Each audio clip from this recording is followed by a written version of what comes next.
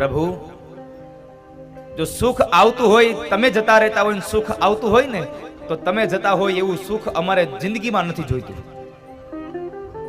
માં કુંતાએ ભગવાનને પ્રાર્થના કરી છે, પ્રભુ તમારે જવું જ હોય અને સુખ આવતું હોય તમે નીકળી જતા હોય તો અમારા પર એટલી કૃપા કરો કે જેટલા સુખ આવે ને આ બધાય સુખની હારે એક એક દુઃખ આવે. કુંતાએ માગ્યું ને એવું આ દુનિયામાં ક્યારેય કોઈએ માગ્યું નથી સાહેબ. દુઃખ માગ્યું છે. ભગવાન જાય છે એ કુંતા માટે દુઃખ છે. આપણા માટે સુખ અને દુઃખ કયું?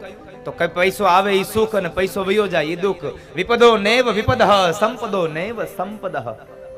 પૈસો આવે એ સુખ છે ને પૈસો વયો જાય એ દુઃખ છે.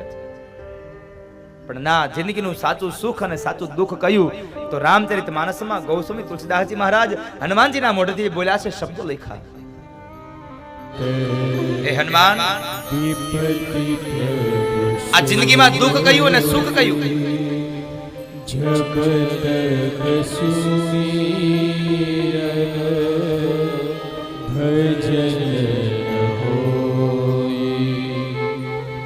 આ દુનિયામાં બતાવો સુખ અને દુઃખની તફાવત શું છે?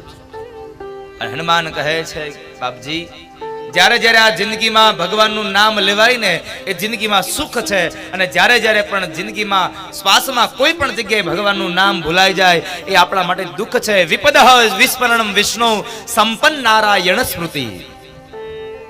વિપદ, ભગવાન વિષ્ણુનું નામ ભૂલાઈ જાય એ તમારા માટે વિપદા છે, દુઃખ છે.